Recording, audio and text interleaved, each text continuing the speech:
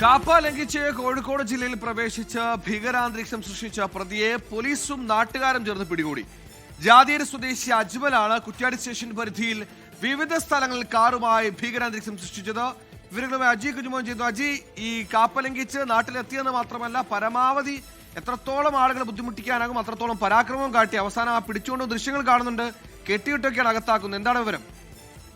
തീർച്ചയായും സുഹേൽ, കാപ്പ നിയമം ലംഘിച്ചതിനെ തുടർന്നാണ് ഇയാളെ പോലീസ് അറസ്റ്റ് ചെയ്തത്. അതിൽ ഏറ്റവും ശ്രദ്ധേയമായ കാര്യം, കഞ്ചാവ്, MDMA, മദ്യക്കടത്ത്, അടിപിടി തുടങ്ങി വിവിധ കേസുകളിൽ പ്രതിയാണ് ഇയാൾ. കണ്ണൂർ, മാഹി, കോഴിക്കോട് ജില്ലകളിൽ പ്രതിയാണ് അജ്മലിനെ വളയം പോലീസ് കാപ്പ ചുമത്തി നാട് കടത്തിയ ഒരാളാണ്. ഇപ്പോൾ ഈ കുറ്റ്യാടി കക്കട്ടിൽ മേഖലയിലാണ് ഈ കഴിഞ്ഞ ദിവസം നിരവധി പേരെ വാഹനം ഇടിപ്പിച്ച് കൊടുക്കാൻ വേണ്ടി ഇടിപ്പിക്കാൻ വേണ്ടി ഇയാൾ ശ്രമിച്ചിരുന്നു. വാഹനം ഇടിപ്പിക്കുകയും അവരെ പരിക്കേൽപ്പിക്കുകയും ശ്രമിച്ചിരുന്നു.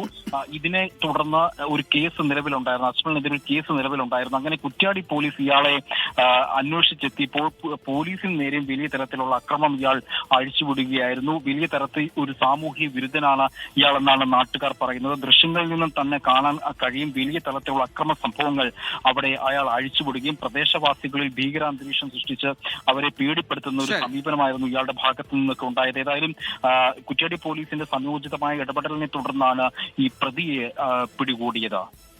എത്രത്തോളം നാട്ടുകാർ അയാളെ കൊണ്ട് ഗതികെട്ടിട്ടാവണം ഇത്തരത്തിൽ കെട്ടിയിട്ട് പോലീസിനെ ഏൽപ്പിക്കേണ്ടി വരുന്നത്. എന്തായാലും കാപ്പ ഗുണ്ടയെ, ഷോ ഇറക്കിയ ഗുണ്ടയെ നാട്ടുകാർ ബുക്കി പോലീസിന് കൊടുത്തു.